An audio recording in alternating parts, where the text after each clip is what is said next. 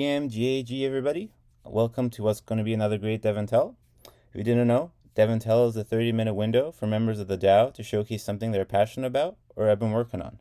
This can be an awesome project you've been working on, demonstrating unit testing best practices, automation goodies, smart contracts, how to structure a project, etc.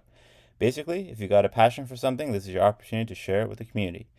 And today I'm very happy to introduce to you a man who needs no introduction, Nader Dabit, the founder of Developer DAO, who is going to be giving us an overview of smart contract development with Foundry.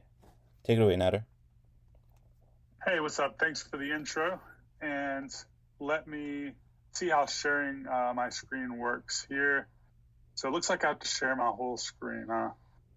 It would be nice if I could kind of like take a portion of it because I'm using a wide monitor and it's going to be hard for people to read. So what I'm probably going to do, just give me one moment. I'm going to go ahead and attach a separate monitor to my workspace and then use that one because it's a square monitor. Sure thing. So just give me about 45 seconds and I'll have this up and running. You got it. Maybe we'll give some more time for people to show up anyway. Or it might even not be that long. Almost have it ready already.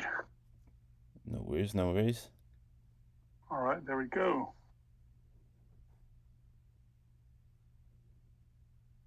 And I guess I'll go ahead and share my screen. And I created something specifically for this presentation, like an open source little thingy.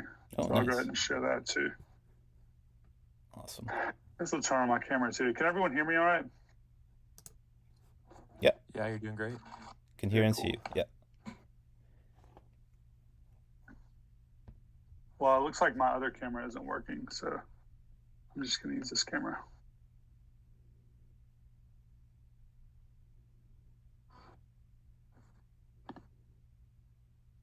All right, can everyone see me streaming now? Yeah, I can see your screen. Yeah. Cool. So today I actually decided to go ahead and put together and release like a cheat sheet because like when I was learning Foundry, I kept needing like certain references and the documentation is pretty good, but it's kind of spread out. So I decided to kind of like condense it into a thing. I actually kind of was creating this for myself. It was just basically a gist, and I was just going and referencing it, and then I was like, oh, this is actually something useful, so I figured I'd open source it. But before I kind of get into this, I guess I'll get an overview of what Foundry is. So Foundry is a Solidity development environment, and it is something like you could maybe compare it to Hard Hat. You could compare it to DAppTools, Brownie, or Truffle. And it is really, really great, and I'm liking it so far. I feel like it's probably my favorite Solidity development environment now, whereas Hard Hat was only maybe a few months ago. And it's created by, or it's funded in a sense by Paradigm, which is a venture capital firm. And it's probably my favorite one because like they're more in tune with developers and they create a lot of really great open source and stuff like that. And this is probably the best thing that they've created maybe. And it's worked on by probably two also of the best engineers, or I would say not just like this in particular, but Paradigm in general has a handful of some of the best engineers in Web3. And one of them is George, I don't know how to pronounce his last name, but if we go to, I guess, to your contributions or contributors, you'll see that he's this guy right here, Georgios Konstantinopoulos or whatever. And then I guess Matthias Seitz. But anyway, so that's just kind of giving an overview of where this came from. And some of the main differences between Foundry and Hard Hat, or maybe Foundry and any of these other ones, are that with Foundry, you have the ability to write your tests and your scripts in Solidity. So instead of context switching between Python or JavaScript and Solidity, you can write your smart contracts in Solidity and then write your tests and your scripts in Solidity.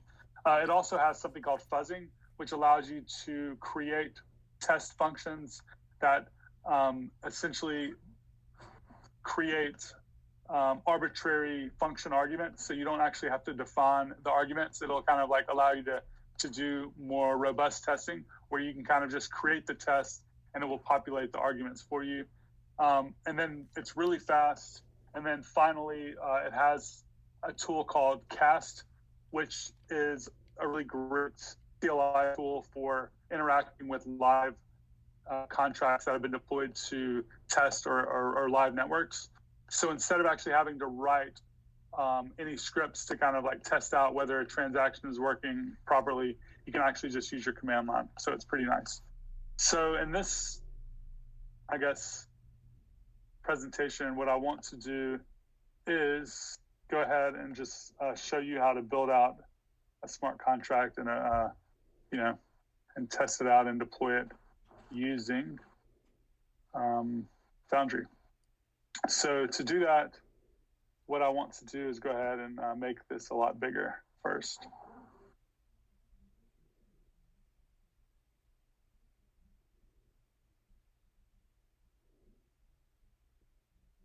And is that pretty much viewable by everyone? Yeah, looks legible to me. Yeah. Okay, cool.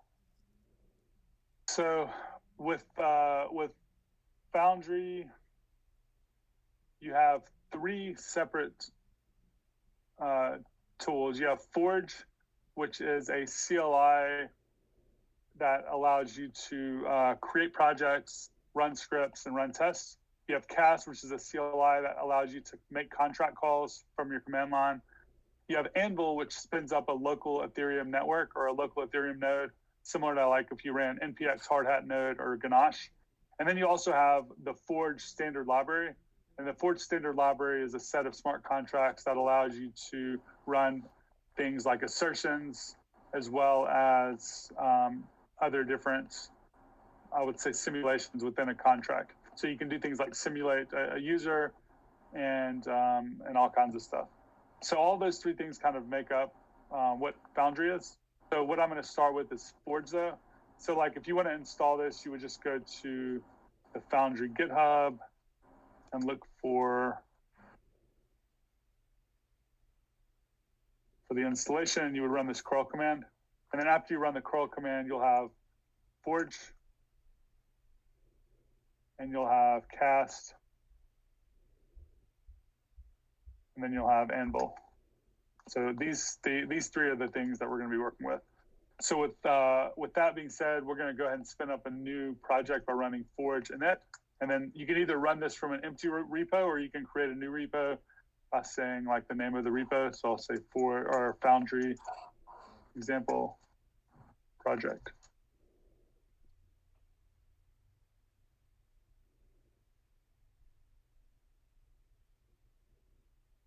And here you kind of have your basic project. So it's kind of like NPX Hardhat init, where you get a example code base to start off with.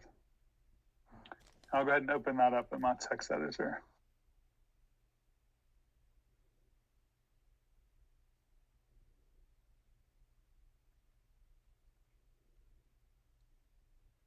So with Foundry, the boilerplate that you're given has a test example, it has a script example, and it has a contract that's really not even an example. It's just a very bare, empty contract. So the test is just an example of how you might run a test. And with Forge, you run Forge test.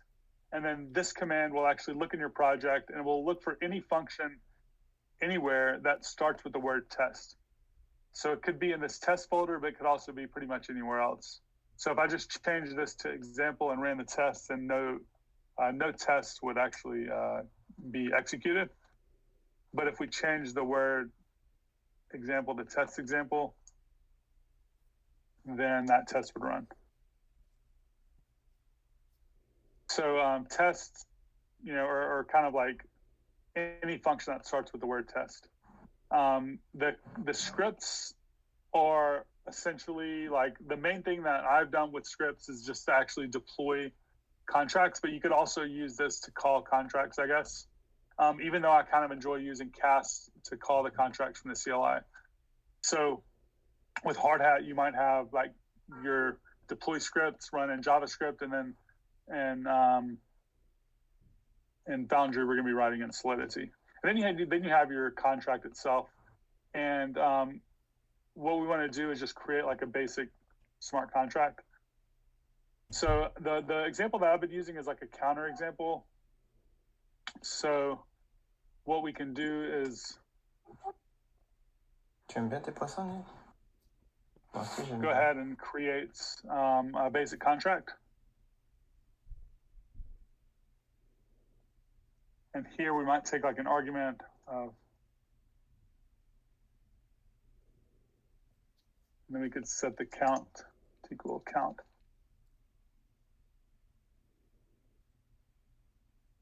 Make that private, and then we'll have a function that kind of returns it.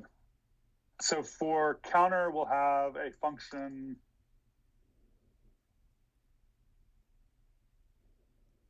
for incrementing the counter, for decrementing the counter,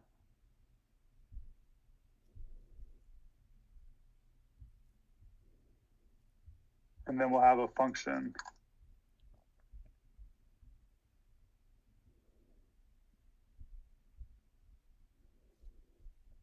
for just returning the count. So for the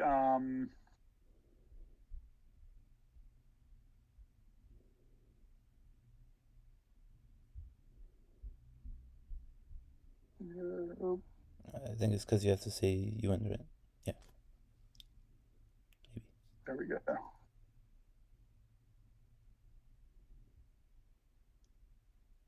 Okay, I guess I need a return. For increment, we'll just put count plus equals 1. And then decrement will minus equals 1. Okay. So like really basic stuff here. And this is kind of going to be a good starting point there for us. So like with that being said, the first thing you might do or consider like you might need from this contract is your ABIs if you wanted to build out like an application that you needed those. So you can actually go ahead and compile ABIs by running forge build. And then in this out directory, you should have contract.sol. And here you'll see that we have the constructor, we have decrement, get count, and all of these different functions available. So like that's kind of how you would create your ABIs. And the next thing we might want to do is run some tests. So for tests, we want to go to contract.t.sol. Now, before we actually go into the test, you'll notice that we're importing forge std/test.sol. We have, similar to like in JavaScript where we have a node modules folder, we have a lib folder, and you can actually like install and uninstall different dependencies. And with Forge comes the Forge standard library, the one that I went over earlier. And you'll notice that we're actually not defining the path for this because like where we are right now is here. So we really should be saying something like import lib/forge std or something like that.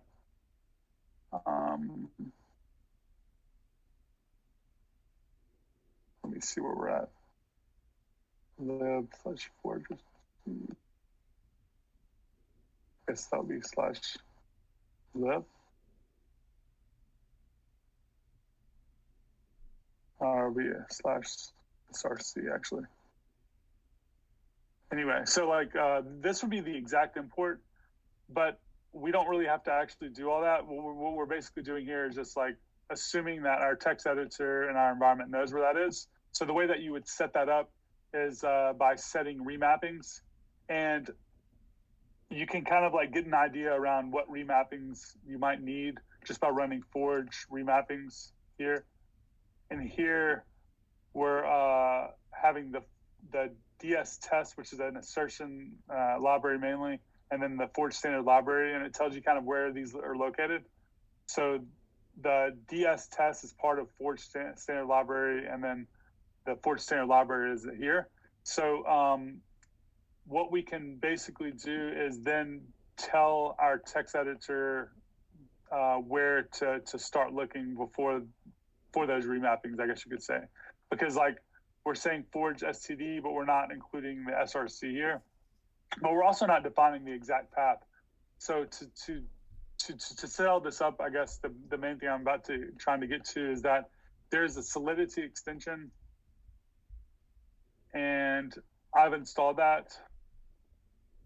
And then once you have that installed, you can go to the settings and look for Solidity, and you can actually set up the remappings here kind of by defining your default dependencies contracts directory as SRC and the dependencies directory as LIB. So that means when I import from LIB, I don't have to define like the exact path that's going up and getting that. And I think that it's not like that important. You can also, again, just like define the exact path if you want. But if you wanted to set that up, that's kind of how you would set that up. So once you have like your remappings and your text editor configuration stuff set up, what you can do is then just go ahead and create your test. So here in the setup, we can create a function that essentially I believe just gets run before every function. Oh, I'm sorry, I'm in the wrong. Let me go into the test folder. So in the setup function, you can create a function that gets set up or called every time. So what we might do here is say counter, and then here we need to go ahead and import counter.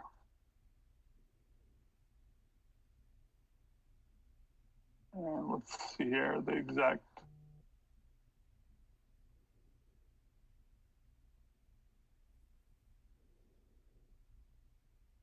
Actually, we can just import.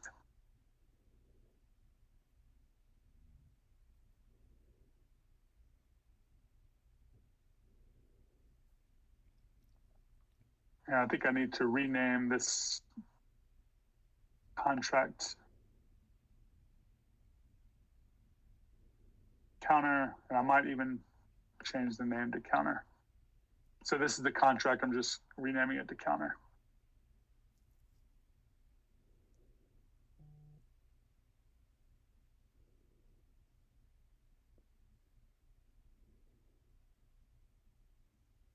All right, so now we're importing the contract and we're defining a counter. And here we can say counter is equal to new counter and pass in the value that we'd like to start with. And then here we can now start like using the assertions. So the first thing we might want to do is to get the count. So I can say function test get count.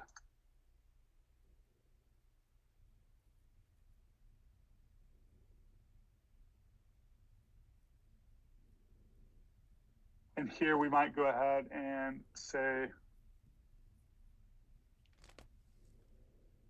value is equal to counter get count. And we can expect the value to be, whoops, I guess we need a uint. I guess we can expect the counter to be 10, so we can assert equality by passing the value in 10. And this should be like about the most basic test that you can run without just passing in just a truthy value there. So here, if we run forge test, then we'll see that that's successful. And if we set this to like 11 or something like that, then it would become unsuccessful.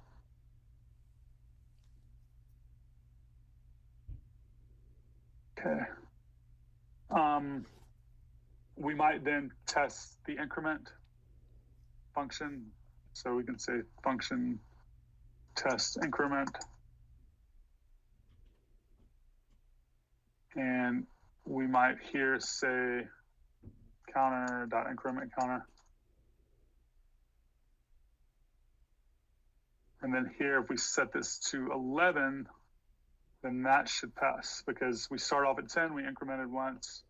Or actually, we start off at 10, and then we incremented once, and now we're at 11. So those two passed. So that's kind of some basic stuff there. What we might want to do now is we're going to deploy this contract to a local node, and then we want to create a more complex contract where you can emulate users and do a little bit more like fun stuff. But to deploy this, like you might have been used to running npx hard hat node and getting up, to getting the node. Well, there's also, well, actually, I need to be in a hard hat project, I guess. But with Foundry, you have Anvil, so you can just run the word Anvil, and this will actually, I might need to kill here. Oh, there it is. I already had that running somewhere. So if you run Anvil, then you'll see that Anvil just goes ahead and spins up your local network, and you get like 10 accounts, and you get 10 private keys. You could also say Anvil -- help, and you'll see that you can pass in all types of stuff. So you might say, I want to only get like one account. And then here you're only given like one private key and one account. It doesn't really matter though, I don't think, for what we're doing. But with that node running, we can now deploy our contract. And the way that we're going to do that is by going to the contract script. And you have this setup function, and then you have this run function. So we're not going to really use the setup function, I don't believe. What we want to do, though, is just like go ahead and deploy this thing. So to do that, we can go ahead and use the broadcast or the start broadcast. And they're very similar, I think. From what I understand, broadcast only is invoked in the next contract, and the next, I guess, call that would be right here. And then you have VM.start broadcast, which would run for as many times as it's called in a row. And what you basically are doing here is that you're basically, when you're calling VM.broadcast, whoever is executing this contract is going to be the user that is deploying it, but you can also pass in a contract, I believe, address here or something like that, and then simulate that user. But for our example, we're just going to be calling it from the command line. So we're going to be passing in a private key, and I believe that private key will be the user that does that. Okay, cool. So if we call VM.broadcast, what we can do now here is we want to go ahead and import the script that we're going to be using, or the contract.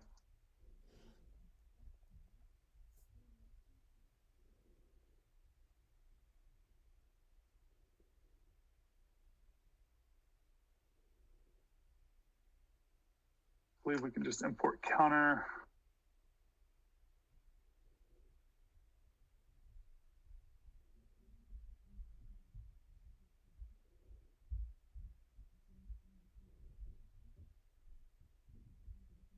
Something that isn't right here.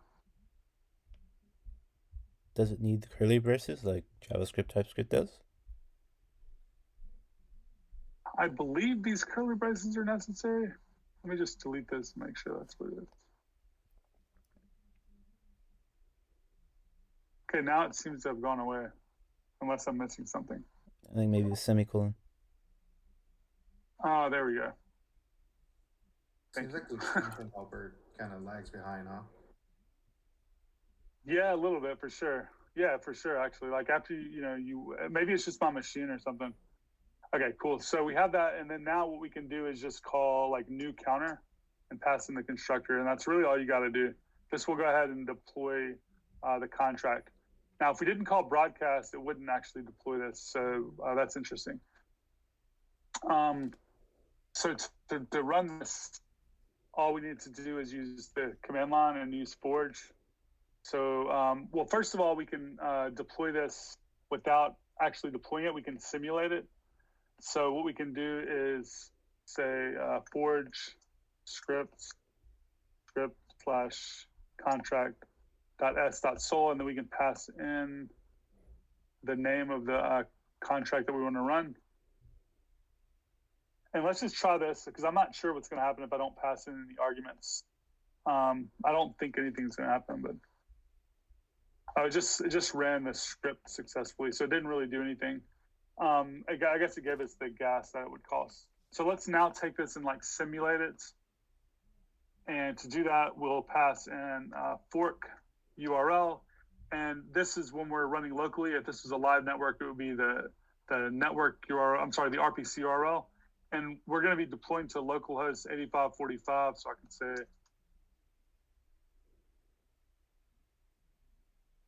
and then we also need to pass in the private key here. And of course, if this was a live project, you would store this in the environment variable, but since it's like a public key, I'm just going to pass that in. So you notice that it says simulation complete, and this actually wasn't deployed, so we don't have a contract address because it wasn't actually ran. So to deploy, we actually have to pass in one more flag, which is -- broadcast.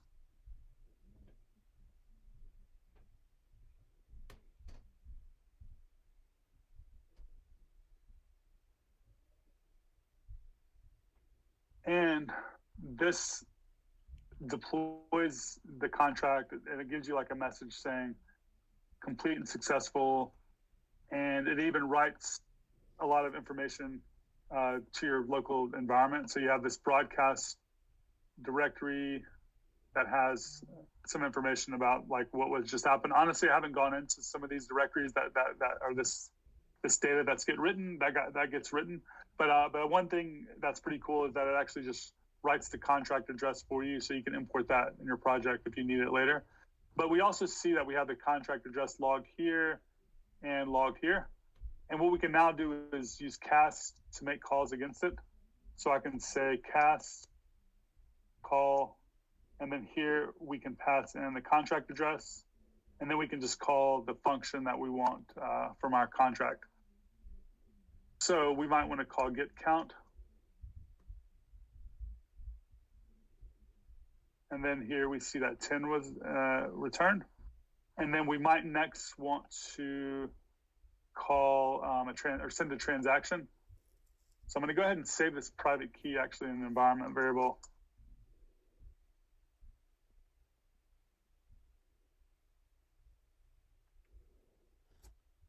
Just FYI, Nader, we're at 5-minute warning.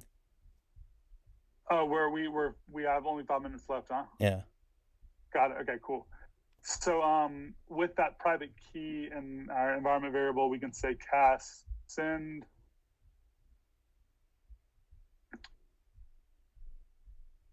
We can call the function we want to call, which would be like increment counter.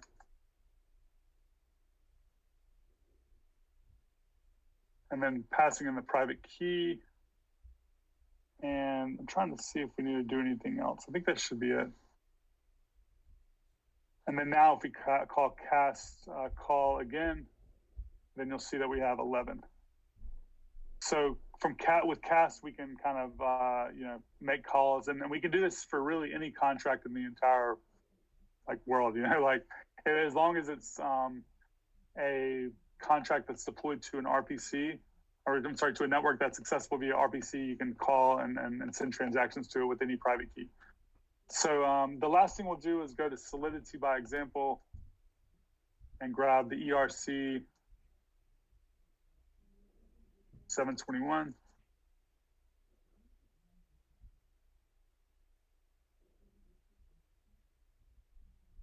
And we'll create a new contract. Actually, we'll just replace that contract.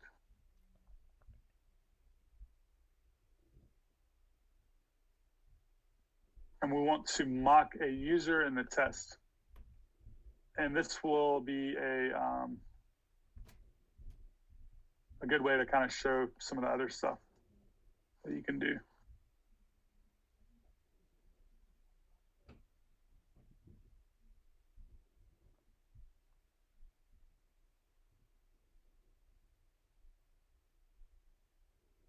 And the first thing we might want to do is mint a token. And here we might want to go ahead and set up a couple of variables for addresses.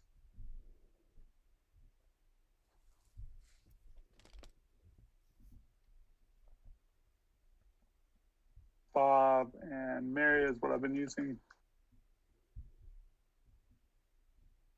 And here we can go ahead and say, well, let's go ahead and test transfer because we're going to need a mint here anyway, and we don't have much time. So what we'll say here is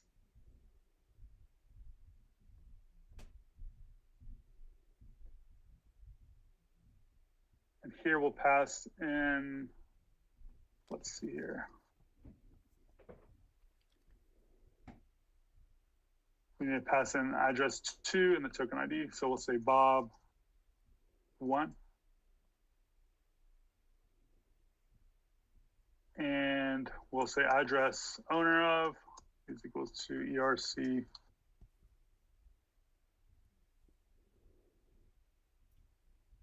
We'll first assert that owner of is equal to Bob and run that test.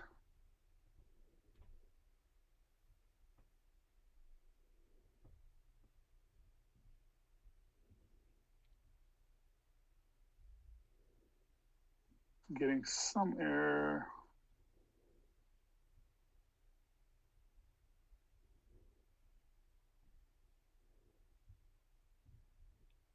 Counter, am I still using counter somewhere?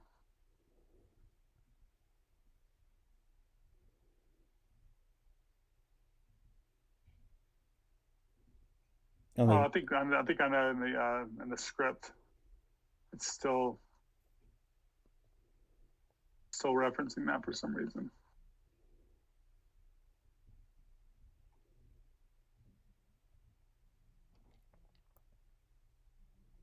All right, so test transfer is actually the test that we just ran. So I think okay, cool, that's fine. So what we want to do now is we want to simulate Bob, and the way we can do that is we can say start prank. And then here we can pass in the user we want to assume the identity of, and then what we can now do is say ERC 721 transfer. Save transfer. And then here we can say Bob, Mary, and this is an overloaded function, so we don't really need that last one. We can say Bob, Mary 1. And then we can do the same thing here. We kind of address owner of, and then this should be Mary.